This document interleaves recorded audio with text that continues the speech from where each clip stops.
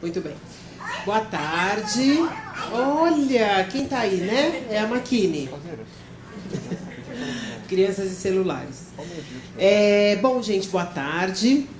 A gente vai dar continuidade aí à nossa discussão sobre participação política. Parabéns!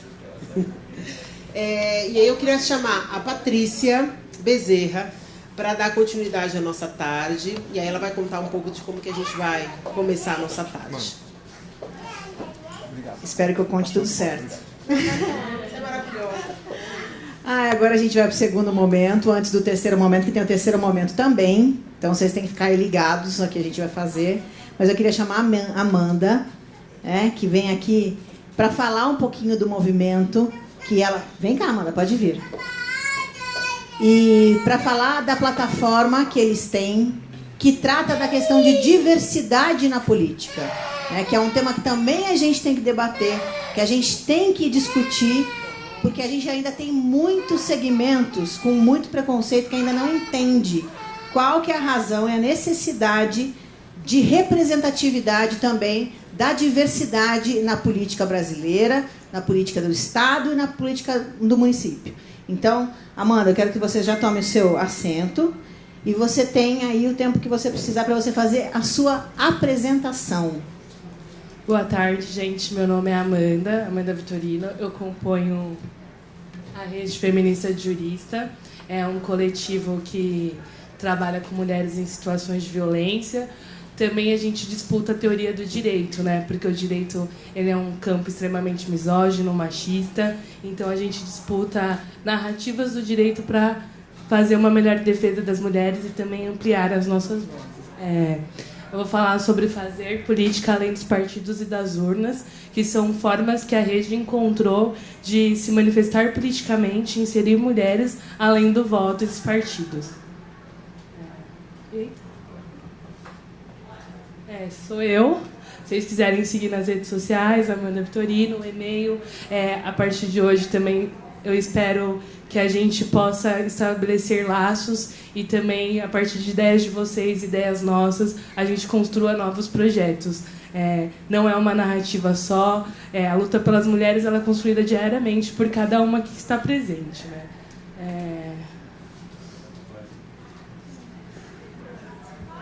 Aqui está falando um pouco sobre a rede feminista. Também estão os contatos da rede no Instagram. O nosso e-mail também pode ser falado. Encaminhamento de vítimas de violência. Pessoas que vocês conhecem que precisam de alguma orientação jurídica, qualquer coisa do tipo, pode nos procurar nas redes sociais também.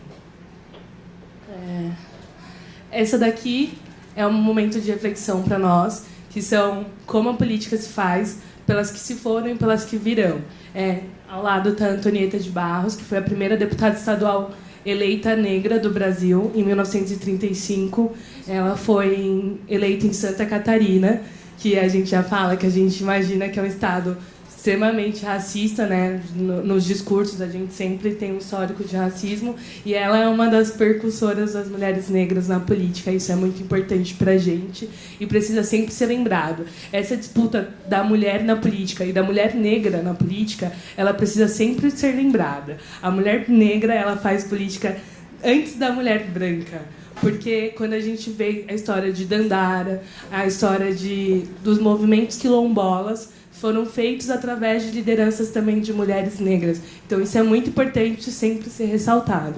Marielle também, que a gente ainda está na luta. Quem matou Marielle, quem matou o Anderson. E são pessoas que não pode se esquecer. A gente não pode esquecer da luta que foi construída e da luta que vai ser construída a partir dessas mortes também. Uma outra reflexão para vocês. Todas que estão aqui, elas trabalham com movimentos feministas de alguma forma. O seu feminismo, ele acolhe a mulher que limpou o banheiro da sua universidade? Ele acolhe as mulheres negras? Eles acolhem as mulheres com alguma deficiência? Acolhe a mulher refugiada? Ele acolhe todas ou ele é seletivo? A gente precisa pensar nisso. Agora, na hora do almoço, a gente estava indo, a Mafô estava com o carrinho da criança e a gente vê a dificuldade de andar com o carrinho. Imagine uma mulher com deficiência, como que ela se desloca pela cidade com uma cadeira de roda? A gente precisa colocar nas nossas pautas também pautas que não são só apenas de nossos interesses. A gente precisa acolher. Quando a gente pensa uma política de minoria, quando a gente pensa uma política da mulher, quando a gente pensa uma política imigratória, uma política de uma deficiente, a gente está pensando numa melhoria para o todo, né? É a partir das minorias que a gente consegue abarcar benefícios para a população. Para a gente, a política é mais que o exercício de votar e ser votado. A gente tem que começar a disputar a narrativa com as pessoas, além do processo do voto. As pessoas precisam enxergar que a política, ela é... Fazer política é você começar a dialogar, encarar a humanidade, a população como um todo, como algo fraterno. A origem da palavra é cidade e bem comum. Então, significa que é você fazer o bem comum para todos. E como que a gente tem feito a política, da política um bem comum para todos, se a gente tem encarado a política como um processo partidário ou um processo eleitoral? Como a gente consegue disputar essa melhoria? Como a gente consegue fazer essa melhoria? E é essa questão que a gente nos coloca a pensar, né? É mais do que legislação, é mais que constituições. Porque a gente tem boas leis. Não adianta falar que nós não temos boas leis. Quando a gente olha a Constituição brasileira, ela é uma das mais avançadas do mundo em questão de do social, do desenvolvimento social. Então, a gente precisa começar a fazer melhorias a partir daquilo que já está posto. Se existe, por que nós não colocamos em prática? Por que a gente não consegue aperfeiçoar esse processo? Aí, a Arendt, ela fala que hoje o nosso modelo de vida ele não é compatível com fazer política. Por quê? A origem da política na Grécia era o espaço público onde havia o debate de ideias. Hoje a gente tem poucos momentos assim. Por quê? Porque o nosso cotidiano impede que a gente dialogue com as outras pessoas. Ele impede que a gente tenha 5 minutos de conversa sem ser uma cobrança. Ele não permite que a gente tenha uma conversa mais profunda com o outro, que a gente entenda a necessidade do outro. Geralmente, quando as nossas relações elas são muito superficiais. Se a gente conta pessoas que a gente tem conversas profundas, são 3, 5 no máximo. Isso se resume a meia hora por dia, porque o resto a gente tem que trabalhar. A gente tem que estudar, a gente tem que se aperfeiçoar enquanto pessoa para atingir um ideal de sociedade que não atinge os nossos objetivos. A gente trabalha apenas para o capital, a gente não trabalha para o social. São poucas pessoas que conseguem fazer uma ligação entre as atividades sociais que se desenvolvem e agregar isso como valor econômico para a sua vida. Geralmente militante é uma terceira atividade. Tem a primeira que tem que pagar os boletos, a segunda que é para ter um padrão de vida mais tranquilo, e a militância é porque você realmente acredita. Você fala assim, não, eu acredito que existe uma forma de mudar, de fazer acontecer, e é preciso fazer. Quando a gente olha as nossas vidas, não sei a origem de cada um que está aqui, mas cada um tem um momento na história que fala assim, nossa, como a minha vida melhorou a partir de dado momento. Independente do privilégio que você tenha hoje, você reconhece uma melhora. Eu falo isso enquanto mulher negra e periférica, que eu vivi boa parte da minha vida na periferia, quanto a minha vida melhorou. Mas isso melhorou porque existiram políticas públicas, existiram grupos que desenvolveram e despertaram em mim a necessidade de uma mudança social. E a gente, enquanto grupo de mulheres, temos que fazer isso, despertar uma mudança social em tudo, né? É mais ou menos isso.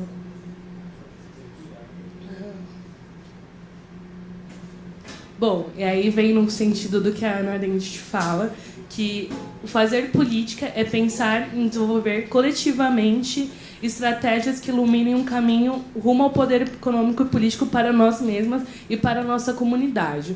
Porque quando nós pensamos em fazer políticas para as mulheres, a mulher está ligada com diversos setores da sociedade, né?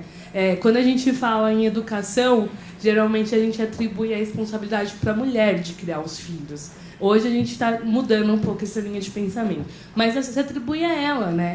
Mais de 40% das mulheres hoje são responsáveis pelos lares. Então, quando a gente também pensa em política de habitação para a mulher, a gente está pensando na política de habitação dos filhos dessas mulheres. A gente tem que começar a ver esse projeto de política, de tomada de decisão, não para agora, mas para um futuro. Porque, geralmente, a gente coloca os filhos, as crianças, que a gente chama de futuro da nação, como responsabilidade das mulheres. Se a gente coloca isso como futuro da nação, responsabilidade das mulheres, virando as costas para as mulheres, não tem como a gente querer que tenha uma sociedade melhor no futuro. Porque a raiz de tudo, a gente está desperdiçando, na verdade. As formas que a gente encontra e que a gente faz enquanto rede feminista jurista para fazer política além dos partidos das urnas. Uma das principais atividades é o acompanhamento de audiências públicas. As nossas membras, algumas também participam de conselhos municipais, acompanhar as sessões legislativas, acompanhar um eleito e acompanhar as tarefas desse eleito. Existem alguns aplicativos na prefeitura, alguns aplicativos que eu recomendo para vocês, eu vou começar a falar o nome aqui, que vocês podem acompanhar um candidato da escolha de vocês, para que você também possa cobrar. A gente tem que acompanhar os eleitos. A Prefeitura de São Paulo, a Prefeitura e a Lesp, eles disponibilizam um Fiscaliza Cidadão, que são todos os deputados que são eleitos. Você vai lá, clica, você vê quais são os projetos de lei, você vê quantos servidores eles têm, os gastos do gabinete, todos os projetos de lei do deputado, você consegue acompanhar.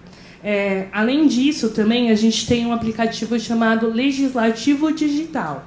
Esse aplicativo Legislativo Digital, você acompanha por cidade os projetos de lei também vigentes em cada lugar. A Câmara dos Deputados também, no site da Câmara, eles têm vários acompanhamentos de projetos de lei. Alguns deputados, eles disponibilizam que você possa fazer complementação a um texto de projeto de lei. Você vai lá, lê um projeto de lei e você fala, isso daqui está errado, isso aqui não está abarcando o interesse da minha população. Como eu faço? Alguns deputados, eles disponibilizam lá e você vai lá e complementa o texto de projeto de lei. Alguns projetos já têm essa participação popular. E o deputado, quando vai fazer a redação, ele aplica para você os créditos, que você também contribuiu na escrita desse projeto de lei. É muito importante isso, porque a gente vê diversos projetos de lei aí que não atendem aos nossos interesses ou que, ao contrário, nos prejudica. E como a gente faz? Então, essa é uma ferramenta muito importante, porque às vezes a gente acha que é impossível dialogar com o legislativo, que é impossível dialogar com o executivo. A gente tem essa dificuldade, a gente às vezes os próprios eleitos, alguns, não todos, mas eles se colocam numa posição de pedestal, que eles esquecem que eles estão ali para cumprir um trabalho para a população. Que, na verdade, eles trabalham para nós, não ao contrário. A gente vê isso quando eles se beneficiam, da possibilidade de criar leis que autorizam os aumentos de salário, mas que, ao mesmo tempo, corta gastos na educação, que corta gastos na saúde, mas liberam lá 12 carros blindados para um cara que é eleito, que fala que vai fazer guerra ao crime organizado, que fala que vai fazer guerra no sistema penitenciário, que vai cortar todos os benefícios sociais que tem de processo de inclusão de um preso. Mas aí a gente coloca, metade da população gostou do discurso de bandido bom é bandido morto, gostou do discurso do indulto de Natal. Mas a gente tem que começar, a partir dessas falas e a partir dos projetos de leis que são postos, começar a fazer uma análise, um fluxograma mesmo, de quanto que isso vai impactar nas nossas vidas. Porque, obviamente, ninguém gosta de criminalidade. Obviamente, todo mundo quer um alto investimento de segurança pública. Mas em São Paulo, falando de São Paulo, quantos de nós vivemos em 2000 e vimos o PCC tocando terror na cidade de São Paulo? A gente não pode fechar os olhos e desacreditar que hoje existe um crime organizado e que ele comanda ainda dentro das cadeias. E aí, a partir do momento que a gente fala que o cara está lá, que vai acabar com todos os benefícios de um presidiário, eu não duvido que possa ter um 2006 novamente. Vocês duvidam? O cara está comprando 12 carros blindados por quê? Eu não tenho dinheiro nem para comprar arma, que eu também não compraria, mas também não tenho dinheiro para o carro blindado. Então, esse tipo de provocação que eu estou fazendo aqui é a provocação que vocês precisam fazer com as pessoas que vocês trabalham. Porque a gente sempre olha o imediatismo, a gente sempre olha o hoje, a gente tem dificuldade de analisar os processos para além daquilo que nos é posto. E política, para a gente, o grande ganho da política é pensar a política através de tomada de decisões de problemas atuais, mas que eles se perdurem na ação do tempo. Que essa política que hoje é feita, a lei que é feita hoje, ela não precisa ser reformada 20 vezes. Não precisa ser revisto o projeto de lei, não precisa ser posto uma emenda. A gente tem capacidade para fazer uma coisa bem feita de primeira. A gente precisa começar a fazer isso. Porque a gente fala, a nível de Brasil, que a gente é governado por medidas provisórias. Não é verdade? A gente é governado por medidas provisórias. Quantos projetos de lei tem em andamento? Ou agora a gente daqui a pouco vai falar do projeto da escola sem partido, né? Quantas vezes apresentaram emendas e substitutivos ao projeto da escola sem partido? Ou... O mesmo absurdo que também foi posto é de que não tenha mais atendimento público à vítima de violência sexual. Quando a gente valida uma pessoa como essa, elege uma pessoa como essa, a gente tem que começar a fazer um exercício contrário de que, além dos benefícios que ela diz que proporciona, quais são as políticas que vai acarretar na nossa vida. A Angela Davis, no livro Cultura, Política e Mulheres, ela fala de um projeto de lei que o Reagan, na época, apresentou, que era de políticas imigratórias, que eles consideravam que era um processo de anistia para os imigrantes. E o que acontece? Ela questiona isso, porque às vezes a gente olha num projeto e fala assim, nossa, esse projeto vai ser bom. Era o que apresentava na época. Nossa, vai começar a dar anistia para os imigrantes ilegais. Só que eles colocavam tantos critérios para que as pessoas entrassem dentro de um processo de anistia imigratória, que no final você mais acabava condenando os imigrantes ilegais do que dando acesso para eles à migração legal. Então a gente tem que começar a fazer esse exercício, despertar isso, não enquanto militante, não enquanto uma pessoa que trabalha na área. A gente precisa começar a despertar isso na população comum, na tiazinha que se encontra no metrô, na mulher que trabalha com você no restaurante. Nas eleições mesmo eu estava ficando louca, porque todo canto que eu andava tinha alguém que falava do coiso. Todo canto que eu andava alguém falava, nossa, mas ele disse que vai fazer isso e tal. E eu vou falar o quê? Gente, às vezes, quem votou, a gente fala assim, é má fé. Nem todo mundo que votou num cara desse age por má fé. Nem todo mundo que votou agiu porque é uma pessoa ruim. Votou por desconhecimento, votou porque a gente não conseguiu acessar. A disputa, ela tem que ser diária e às vezes começa dentro do nosso próprio lar. Eu falo isso porque a minha mãe, boa parte da vida da minha mãe, ela também foi empregada doméstica, ela não reconhecia o papel dela, ela não reconhecia esse papel. Como ela viveu, mais de 18 anos com a mesma família, ela se achava parte da família. E a família, de certa forma, fazia ela acreditar que ela era parte da família. Mas quando você começa a ascender ou ter acessos, começam a questionar o acesso que você está tendo, a ascensão econômica que você está tendo. E aí você já reconhece que, opa, eu quero ver seu bem, mas você nunca pode estar melhor do que eu. Porque a gente tem amigo assim, não tem? Que te quer ver bem, mas nunca melhor do que você. Isso acontece em todos os âmbitos. E para minha mãe... E eu falava, como que eu vou fazer minha mãe entrar nesse diálogo? Minha mãe nunca acessou a escola, só foi até a 4ª série. Como que eu vou incurtir esse debate político na minha mãe?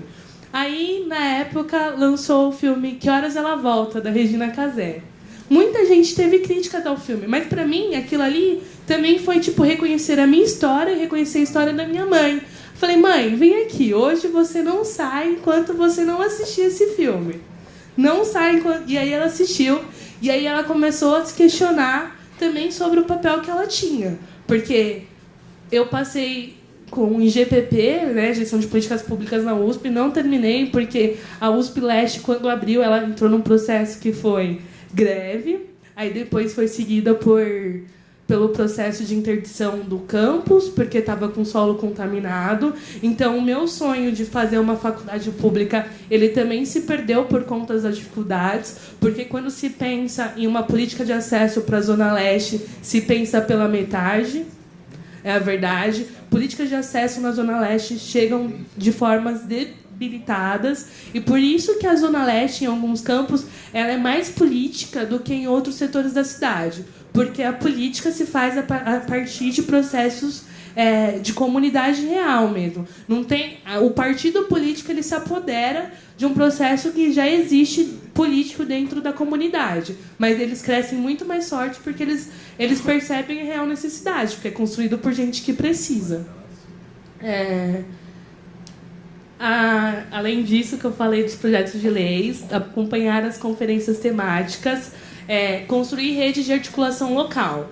Todos os lugares sempre tem uma necessidade e uma demanda específica, a gente sabe disso.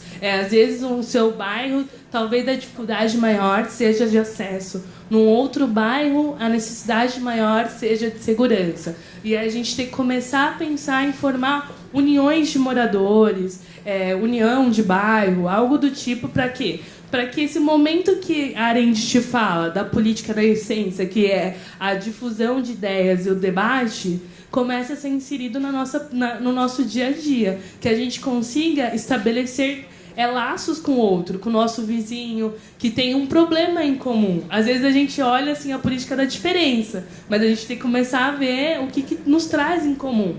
Quais são as dificuldades em comum? Engajar-se em coletivos e movimentos sociais, desenvolver e promover ferramentas. Hoje a rede feminista ela tem algumas ferramentas. Uma delas se chama o Me Representa, que é em conjunto com outros coletivos, Blogueira Negras, Vote LGBT, uma série de coletivos que o que fez esse Me Representa. A plataforma Me Representa, os candidatos iam lá e respondiam um questionário. Falava quais eram os principais pontos dos seus interesses e passava no questionário lá, que eram pautas de direitos humanos, tanto direitos das mulheres, direitos da população LGBT, educação, mas direito da população negra, e eles candidatavam. Aí eu, eleitor, ia lá no site, no Me Representa, e falava assim, olha, eu quero uma candidata que seja mulher, que trabalhe com a pauta negra. E aí a gente fazia essa apresentação do candidato para o eleitor. Porque, primeiro, que a maioria das pessoas não assistem horário eleitoral. A gente sabe disso. E segundo, porque na próxima eleição a gente ainda vai ter uma invisibilidade maior de partidos pequenos, porque a legislação mudou na questão de acessos, de tempo de horário político, uma série de coisas que talvez impeça o eleitor de ter a informação necessária sobre o candidato. Esse é um dos pontos também. E terceiro, porque a gente vê que em alguns horários políticos as pessoas, não sei, né, se é um horário político é uma comédia, porque a gente também não tem mais critério. As pessoas perderam o senso crítico e perderam, na verdade, não o senso crítico, mas elas estão desacreditadas do processo eleitoral brasileiro. As pessoas não acreditam mais na possibilidade de mudança através do voto. São poucas pessoas que acreditam nisso.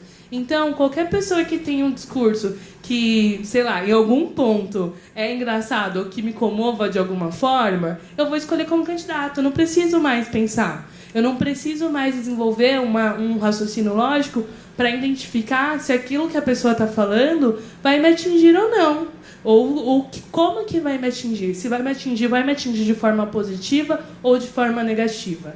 Então, por isso que a gente sempre bate na tecla de desenvolver essas ferramentas e disputar o imaginário. A gente precisa achar formas de disputar o imaginário, não aqui, como eu estou fazendo com vocês, não com pessoas que já conhecem o movimento, mas de ir para além desses movimentos, de pessoas que têm um movimento feminista. A nossa posição política, nosso corpo tem que ser político, as nossas ações têm que ser política, O cabelo em crespo, o cabelo caracolado, ele é um ato político. Ele é um ato de aceitação, de você... Olha, eu sou um corpo negro que estou aqui. Vocês já viram um corpo negro aqui? Eu estou aqui. Estou falando aqui como uma pessoa capacitada. Então, quando vocês forem fazer algo dentro de qualquer âmbito, faça esse corpo político. Identifique qual que é a posição política de vocês. Se for enquanto mulher branca, fale assim, eu estou dando voz para as mulheres. Eu sou uma mulher e estou aqui falando. Não me calem, não me interrompam, não roubem as minhas ideias, que é uma prática comum de homens fazer, né? A gente tem teorias que falam sobre isso. Toda vez que uma mulher vai falar, tá num grupo de homens, sempre tem um cara lá que interrompe, a mulher vai falar. A mulher vai falar, vai lá e interrompe. Não, deixa eu falar, você tá falando demais. E a mulher não consegue concluir uma única fala. Mas tem alguém lá sempre interrompendo ela. Ou a mulher tem uma ideia espetacular. Essa é a pior. Quem nunca passou por isso? A mulher tem uma ideia, fala assim, nossa, eu tive uma ideia, vamos colocar em ação. Aí discute lá com o grupo para ver se as pessoas concordam, se tem um processo de aperfeiçoamento e tudo mais. Aí, beleza. Apresentou, passa 2 dias, vem lá um cara e apresenta com uma ideia sendo dele, né? Não desenvolvida por uma mulher. Isso são coisas comuns que todas as mulheres passam no dia a dia. Todas as mulheres.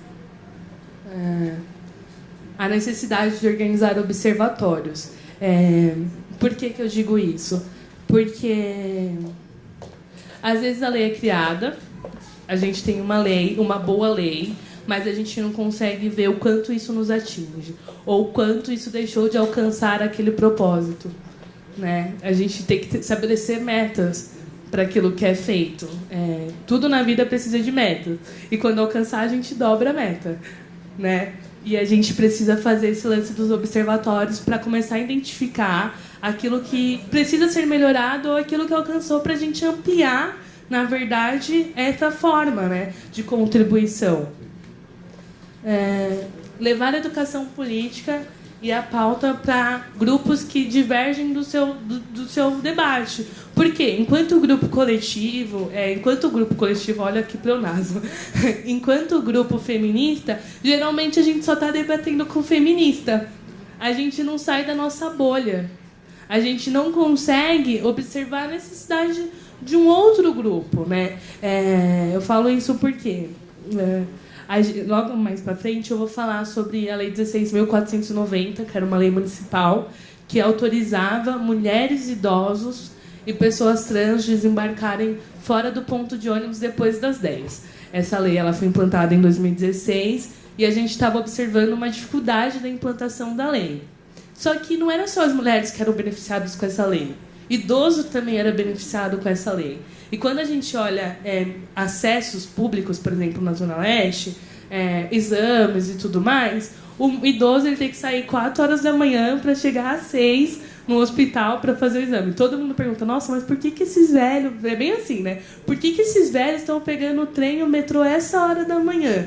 Eles não fazem nada, não pode pegar mais tarde? É isso, gente. Não vamos ser hipócritas. Não vamos falar que todo mundo trata bem, que ninguém questiona a posição do outro em algum dado momento, porque sim, no dia a dia a gente vai observando comentários e falas que a gente não percebe, não tem empatia pelo próximo. Não se tem empatia. E aí a gente percebeu que algumas ações não só beneficiam a nós, mas beneficiam o outro. E a gente precisava observar quem era o grupo a ser beneficiado, de que forma seria beneficiado e como seria beneficiado, né? Isso. O que a gente também fala de fazer política além das urnas e dos partidos políticos?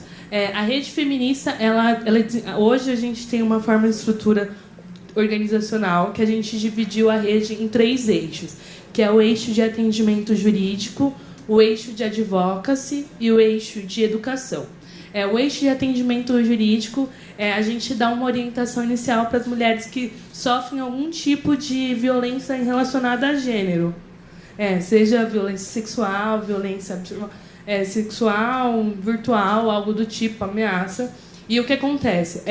A gente percebeu que os nossos atendimentos e as nossas orientações, elas são dadas num A mulher não tem coragem de procurar, por exemplo, a delegacia para fazer a denúncia. Ela não foi no médico ainda, não de fato não procurou os órgãos institucionais para fazer essa denúncia. E geralmente também quem nos procurava não era a própria vítima, era uma amiga da vítima, era um parente da vítima, alguém muito próximo à vítima que vinha e falava assim, olha, está acontecendo isso. Como que eu falo para minha amiga que ela está sofrendo um tipo de violência? Ou o que eu falo para ela que ela pode estar fazendo para superar essa violência?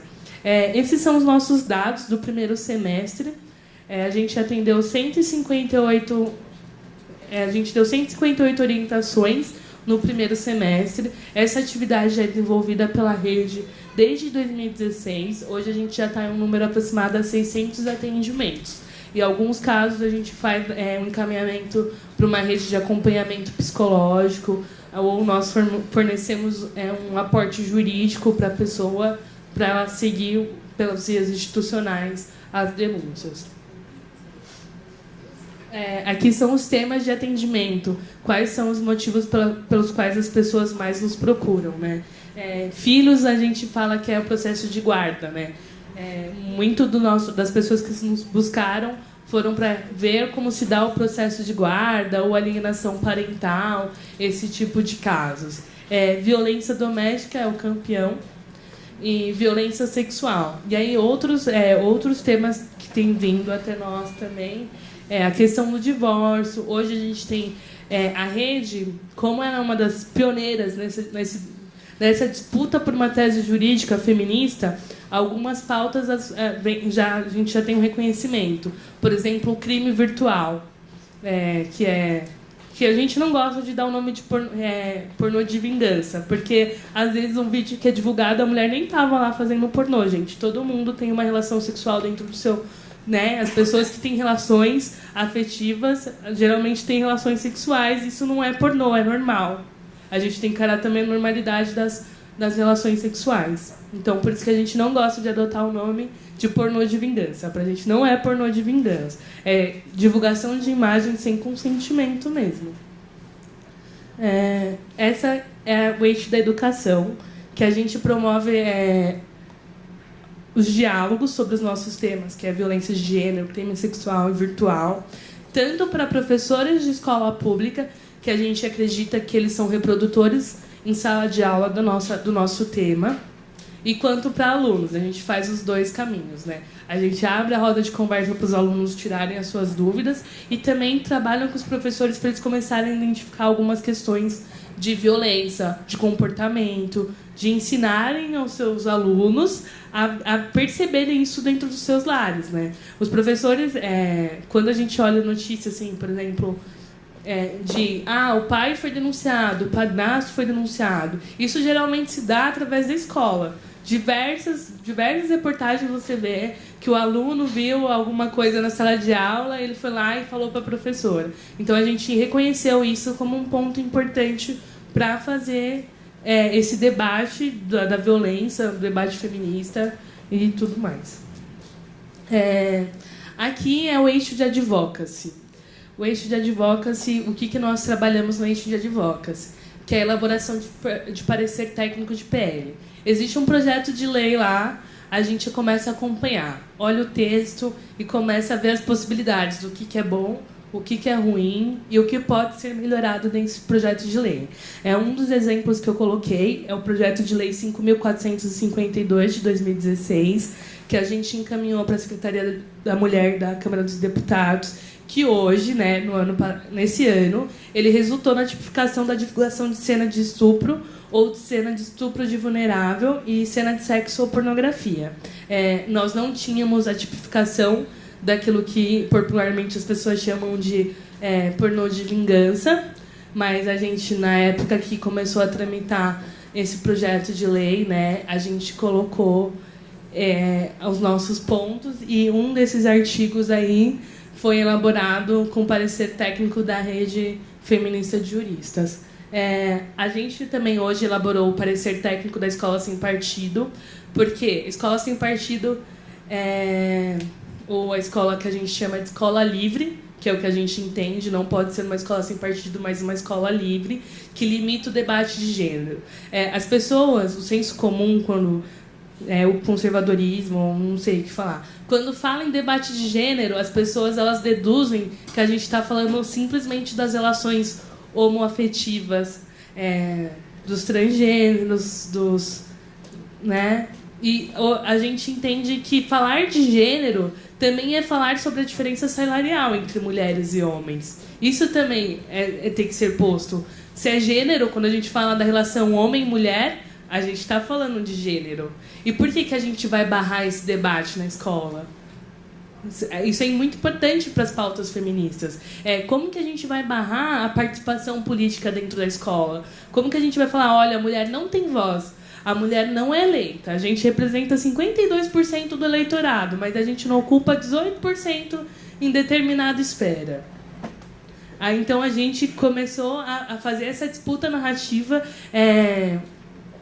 distinta. A gente elaborou um parecer com base no CEDAW, que é a Convenção de Direitos do Belém do Pará. A gente elaborou com base na Constituição, então todas as nossas disputas, todos os nossos pareceres técnicos, eles são baseados mesmo nessa disputa do direito mesmo.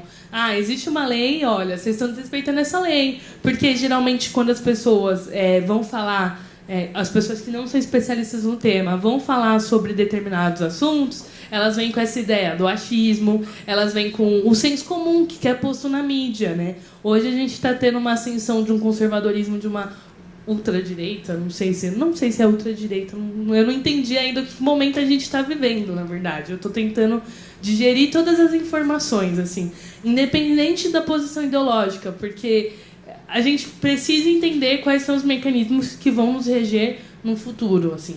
Então, eu estou tentando entender. A gente fez em parceria com a Minha Sampa e o Coletivo Cidadelas esse ano a campanha SP para as Mulheres. O que é essa SP para as mulheres? A gente só lançou uma ação, mas a gente pensou uma série de ações que, em algum momento, a gente vai transformar uma tomada de decisão que vai impactar na vida das mulheres. A primeira ação que a gente lançou nesse ano foi a placa no busão, que é daquela lei lá, 16.490. A Patrícia participou da audiência pública, que a gente percebeu que as mulheres não conheciam da lei. Existia a lei, mas as mulheres não conheciam da lei, e os motoristas também não conheciam a lei. E a gente falou, poxa, a gente tem uma lei legal que não envolve orçamento público, porque a gente também adotou estrategicamente buscar mudanças que não dependam do orçamento público. Porque tudo que depende do orçamento público vai ter que ter aprovação do orçamento, vai ter que ter uma série de ações. Então a gente falou assim, não, quais são as possibilidades que a gente tem de proporcionar mudanças que façam alguma diferença? Nossa, falta 3 minutos, gente, desculpa.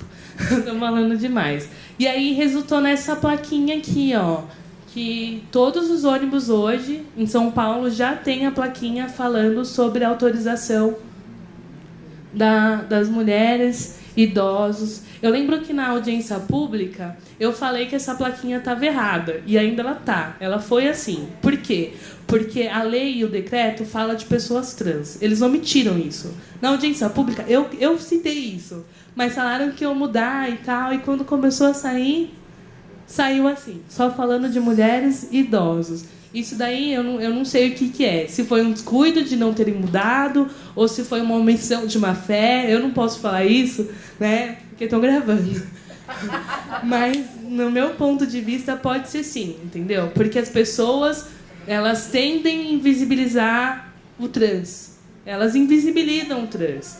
Eles querem que o trans esteja submetido à violência. A verdade é essa. Aqui a audiência pública, a Patrícia está bem ali no meio, ó, participando. E aqui a SP Trans começou a fazer uma campanha de divulgação da lei antes da implantação da plaquinha. Então, isso é a nossa maneira de fazer política além dos partidos e das urnas.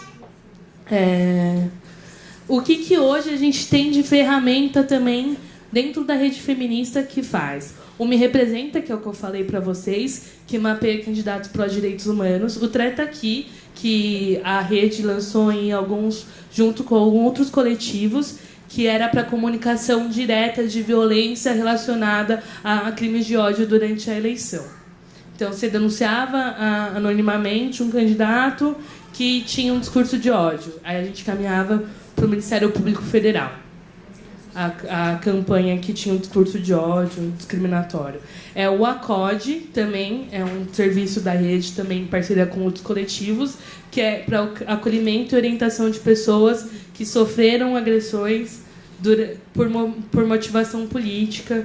E o nosso tratado especial era para pessoas negras e para as pessoas homossexuais ou de uma diversidade de gênero ou de escolha de opção sexual diferente do que aquilo que é posto como normativo, né? O Vote por Mim, que foi uma campanha nossa, o que foi o Vote por Mim? A gente percebeu que tinha muitos relatos de dor mesmo, de angústia, um sentimento de angústia durante essas eleições. Então, a gente lançou a campanha Vote por Mim, que as pessoas iam lá e falavam um discurso, falavam assim, olha, eu preciso que você vote por mim, porque determinado candidato vai lá contra o meu interesse, e, tipo, isso me dói por conta disso, me dói porque eu já sofri isso. E a pessoa ia lá, publicava anonimamente, para a gente despertar esse sentimento de empatia no outro. E a gente fez a produção para o relatório para a OEA, que a gente fez junto também com a ACODE, o ACODE também fez, mas a rede também produziu, pela campanha do Vote por Mim, um observatório de violência nas eleições. Então, todos os discursos a gente via qual era o tipo de violência que a pessoa estava sofrendo e tudo mais, e nós encaminhamos para a OEA. Por que a gente precisa falar de política? Porque, para as mulheres, né? A gente precisa de uma agenda feminista, porque a gente tem que falar de ampliação de programas de moradia, porque muitas das mulheres são responsáveis hoje pela manutenção do próprio lar, porque a gente precisa falar de equiparação salarial, porque a gente precisa pensar em creche em tempo integral, né? A gente precisa ver esse deslocamento, a gente precisa ver a questão da descriminalização do aborto, porque são as mulheres marginalizadas que mais sofrem o efeito da criminalização do aborto, é a mulher pobre, é a mulher negra que sofre esse efeito, porque a mulher ela é branca, de classe média, que ela tem acesso, ela vai numa clínica que ela não corre o risco de morrer. Entendeu? A gente precisa falar disso. A gente precisa falar da lei do planejamento familiar. Por que a mulher precisa da autorização do marido para fazer o processo de laqueadura? Né? Por que depende ainda da autorização do marido? E se esse processo for em conta de um câncer? A mulher ainda precisa da autorização do marido para retirada do útero? A gente precisa começar a discutir isso. Então, isso para a gente também é incluso dentro de uma pauta de gênero. A gente precisa pensar em inclusão social, a gente precisa pensar em transporte. Acho que, não sei se as meninas vieram aqui, mas tem o Sampapé. As meninas do Sampapé, elas fizeram um compilado de informações, elas viram que o caminho do homem é linear. O homem sai do trabalho e vai direto para casa. A mulher tem que passar no mercado, a mulher tem que buscar o filho na escola, a mulher tem que isso, a mulher tem que aquilo. Então, a gente precisa pensar no transporte público também a partir de uma perspectiva feminina para dar esse acesso. A gente precisa pensar em segurança pública. Por que a gente precisa pensar em segurança pública? Porque não para além da violência, mas para o resultado, para outro polo. Porque quando a gente vai ver uma fila de porta de cadeia, quando a gente vai ver uma fila de jumbo, quem está lá são as mulheres. Se a gente não pensa em uma segurança pública, se a gente não investe em educação, o respingo desse setor vai impactar na vida da mulher. É a mulher que vai lá dar aporte para o filho quando o filho faz alguma coisa que é errada. Não é ninguém mais, é a mulher que sofre esse impacto. É a mulher que perde o filho negro, o genocídio está aí. São essas famílias, são as mulheres que perdem seus filhos e sofrem mais essas dores. Essas mulheres têm estudos de alto índice de suicídio, de a saúde mental totalmente debilitada. Então, a gente precisa pensar todos esses pontos a partir de uma perspectiva feminina. É isso, gente. Obrigada. Obrigada, Amanda, pela sua contribuição, pelo trazer o seu lugar de fala, né, para acrescentar essa diversidade para o debate. Eu vou abrir para perguntas, se alguém tiver. A gente vai ter 7 minutos agora, por conta do tempo que a gente passou um pouquinho. Então, eu vou pedir que seja objetiva na pergunta para a Amanda também poder ser objetiva na resposta e a gente passar para o próximo bloco. Então, não esquece de falar o seu nome de novo para a gente gravar. Meu nome é Mariana Luz. Amanda, eu queria fazer uma pergunta. Você disse, no momento da apresentação, que sobre as eleições você ainda estava tentando entender o processo, né? Então, eu queria a sua opinião, assim, sobre isso, porque ontem até estava conversando e eu tinha para mim que essas eleições foram frutos de uma série de questões, mas uma delas também de ignorância, né? Não tirando inúmeras pautas que tem, que eu sei que existem mesmo, desemprego, enfim, uma série de coisas. Mas para mim que eu acho que a gente deveria focar também nesses ignorantes. Quando eu digo nos ignorantes, não só em política, mas em questões raciais, em questões machistas, em todos esses recortes, né? Que eu acho que tudo isso encaixa. E aí eu queria saber o que você acha sobre isso. Por que você acha que nós tivemos esse governo de extrema direita, e não só o presidente, mas um Congresso extremamente conservador eleito também, apesar de todos esses movimentos de resistência contrários? Boa tarde, Mariana. Vamos lá. Para mim, o principal fator que fez essa eleição ter esse resultado é, sim, fruto da ignorância e não só de um antipetismo. A gente falava isso na hora do almoço. Para mim, esse é o principal ponto, porque não tem como eu falar com a tiazinha que mora na feira, que foi beneficiada por um programa do PT, que ela é antipetista. Por que não? Ela não é antipetista. Ela, em algum momento, ela concorda com as políticas sociais do PT. Mas as pessoas, elas estão cansadas. Elas estão cansadas por todos os fatores ruins que a gente tem convivido. E o que esse governo que foi eleito agora, ele fez? Ele separou, ele puxou os eleitores com base nas diferenças. E aí, quando eu falei agora, no meio da minha fala, que a gente precisava encontrar o ponto em comum, não um ponto de divergência entre nós. O que a gente precisa pensar quando a gente pensa em política? É muito utópico falar, mas a gente precisa encarar a sociedade como uma grande família. E família tem aquele filho que é bom e sempre tem uma ovelha negra. Vai ter alguém que, em algum momento, vai se desvirtuar daquilo que a gente acredita como princípio. Mas nenhuma mãe vai abandonar um filho que se desvirtuou do princípio dele. Ela tem uma empatia por esse filho, ela tenta corrigir esse filho. Ela tenta trazer esse filho para dentro daquele processo que ela acredita. E a gente, nesse processo eleitoral, o outro lado, que teve muito mais voz por conta dos mecanismos ilegais que fizeram de campanha, de destacar as diferenças. Mas agora é a Ursal, agora são os gaysistas marxistas, sabe? As feministas marxistas. Gente, eu vou falar pra vocês, o feminista tem uma puta dificuldade para lidar com um discurso marxista. Sabe? Isso é ignorância. E eu não vou poder falar pra pessoa que ela tá ali porque ela não sabe, sabe? E a gente não consegue dialogar. Eu não tenho como falar com a minha mãe sobre marxista. Eu não tenho como falar com a minha mãe sobre o meu feminismo, sendo que eu acho que minha mãe tem que lavar louça, que eu cheguei cansada. Sabe? As nossas atitudes no dia a dia também tem que fazer... Por isso que eu falei, o nosso ato, o nosso dia a dia tem que ser um dia a dia que comprove os nossos ideais políticos. Porque senão a gente nunca vai conseguir ter um diálogo com as outras partes. Quanto ao Congresso, gente, eu falava assim, as pessoas falavam, não vai ter ditadura. Lógico que não vai ter ditadura. A gente só elegeu coronel. Que ditadura? A gente já elegeu um Congresso totalmente militar. Coronel, major, soldado, cabo, a gente elegeu. Não precisa mais de um golpe militar. A gente elegeu os militares. Eles ainda não são maiorias em número, mas ideologicamente está muito forte. Então a gente precisa também pensar nisso. Não, a gente não pode falar para as pessoas que correm o risco de ter um golpe militar. A gente elegeu democraticamente um regime militar. A gente precisa começar a incutir essas ideias dentro das pessoas. Então... Bruna? Bom, já falou meu nome, então meu nome é Bruna. A minha pergunta, na verdade, ela vai muito assim, fazer política, né? Eu faço parte de muitas redes aqui de fazer política, mas é muito bacana. Eu, Bruna, classe média, com alto nível de educação, tal, fazer política. Mas tudo que você estava colocando lá, ele depende de acesso, tá?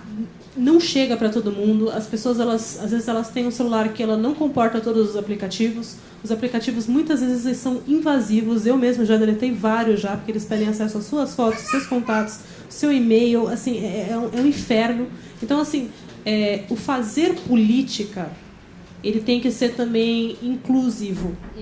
E algumas das plataformas, por mais que seja simples, que é só pegar um ônibus e ir na Câmara ou ir na LESP, isso tem um custo, tá? Então, participar de audiência pública, ou mesmo ter um aplicativo de você ficar mandando, ou mesmo de você participar do orçamento, né, da participação do orçamento público, isso tudo tem um custo. Então, fazer política não necessariamente ele é para todo mundo, até porque a educação política não chegou para todo mundo. Então, eu queria saber assim, o que você coloca, não só desses empecilhos, mas qual outra forma de trazer para que todo mundo possa fazer política e não só uma parte das pessoas? Porque é muito simples a gente jogar, todo mundo tem que participar da política. Legal. Quais são as formas de participar da política e o que a gente está fazendo para que esse acesso, ele de fato seja amplo e acessível para todos? Sim, Bruna, boa tarde. A gente hoje, enquanto rede, a gente percebeu, né? Havia muitas críticas dentro do movimento feminista que a rede era composta majoritariamente por meninas privilegiadas brancas. Existia muito esse discurso e a gente reconheceu a nossa falha, primeiro porque o nosso principal canal de acesso eram as mídias sociais. A gente não tem ainda a capacidade de chegar em determinados pontos. E o que a gente fez? Vamos mitigar essas nossas dificuldades de alcance. Então, a gente separou por eixos, né, as nossas atuações.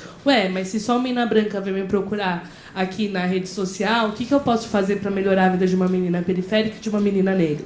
A gente começou a buscar os canais de advocacy para tentar atender. Porque, por exemplo, uma menina que pega o ônibus não é a branca privilegiada que vem buscar as nossas informações nas redes sociais, na sua maioria. Então, esse foi um canal que a gente procurou de ampliar o nosso alcance enquanto política. A menina que é da periferia negra, ela não necessariamente precisa saber que foi a rede que fez isso, mas a gente, enquanto pessoas, sabendo que temos a oportunidade de acesso, a gente precisa alcançar a vida dessa pessoa.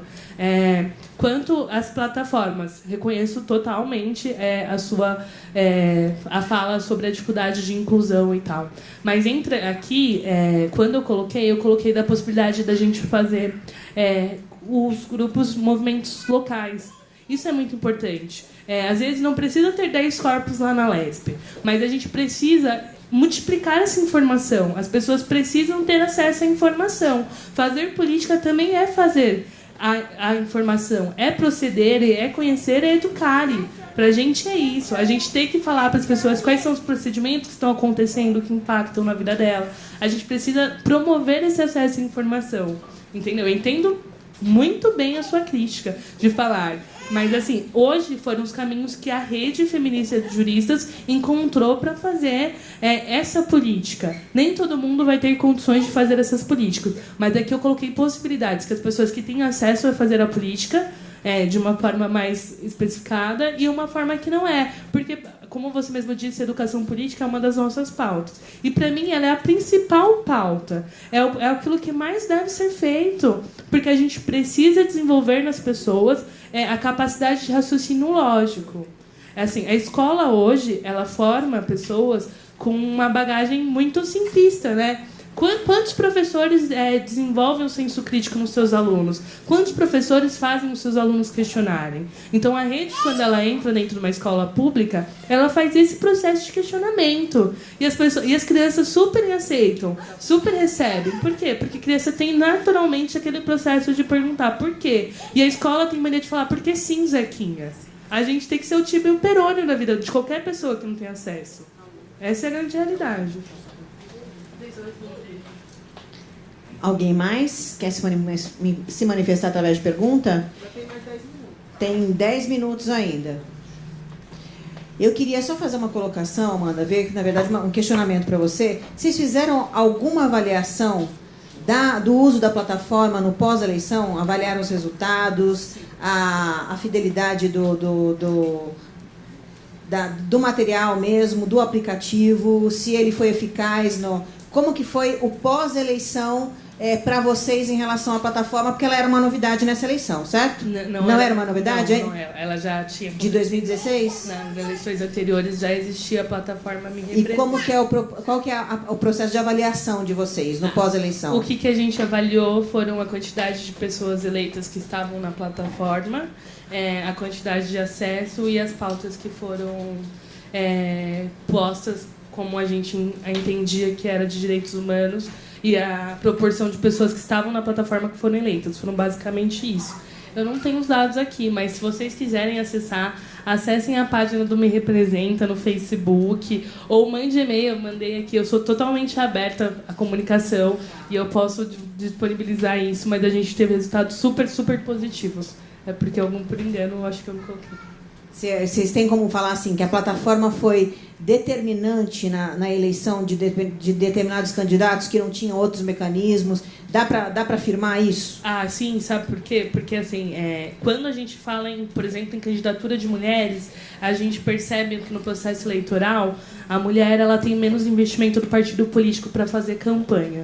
E muitas das mulheres que estavam na nossa plataforma, elas não tinham esse poder econômico, esse investimento do partido. E as mulheres, que eu acho que uma das mulheres que tinha um pouco investimento, assim, ela teve uma projeção, foi uma das maiores buscadas dentro da nossa plataforma, assim, que mais apareciam dentro daquilo que a gente acreditava que ela defendia de interesse. Acho que deve ter sido a Érica Malunguinho. A Érica e uma do Rio. Eu não lembro o nome, eu não sei se era a Thalie. A Thaís Ferreira? Acho que tá. Não, bacana. Eu ia chegar justamente nesse ponto, assim, da questão da diversidade, o que vocês, a Evorá, enfim, o que foi colocado, porque eu falo isso, assim, mais de um senso crítico, porque, assim, existe um algoritmo do que chega nas redes, como chega nas redes e para quem que vai visualizar isso e quais são as nossas bolhas, porque às vezes você vai ver que você recebe em 4, 5, 6 grupos que você está, mas são basicamente as mesmas pessoas. De alguma forma você se conecta com aquelas pessoas, então às vezes a gente cai muito na questão das bolhas.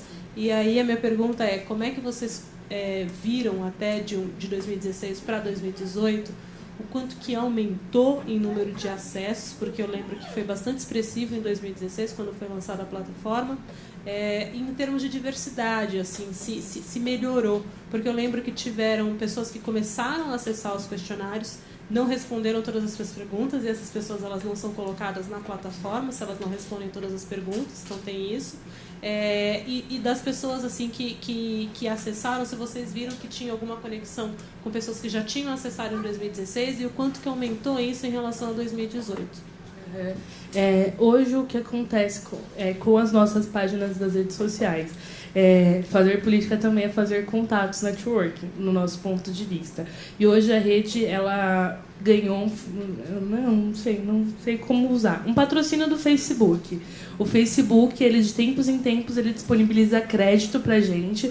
Para algumas publicações a gente conseguir ampliar para tentar ultrapassar essa bolha que existe. E assim, por isso que a rede, assim, de 2016 para cá, quando as pessoas olham a rede de 2016 e olham a rede hoje, vai perceber que muitas das ações da rede mudaram. Muitas caras novas apareceram na rede. Antigamente tinha as pessoas padrões que representavam a rede. Hoje não. A gente percebeu que isso também era uma falha enquanto rede, né? A gente não pode falar que ninguém aqui está com uma política salvacionista de que a gente faz e acontece. Não, a gente faz e acontece, mas como todo mundo tem falhas. Questão da diversidade, dessa questão do algoritmo, eu não sei, não vou falar para você que eu sei responder, porque eu não sei assim, se tem uma ligação das pessoas que já acessaram e fizeram essa conexão com outras pessoas. Eu não sei se isso tem uma influência direta, porque esses dados não sou eu. Quem coordena mesmo essa parte é a Évora, a Ganza, e eu acho que a Tainá Yared também ela está hoje dentro da plataforma Me Representa. Mas o que a gente viu que foi a gente teve um aumento de candidatos negros dentro da plataforma. Mulheres, a gente sempre foi nosso alvo, mas teve uma ampliação dos candidatos e mulheres negras dentro da plataforma, nessa questão de diversidade. Assim.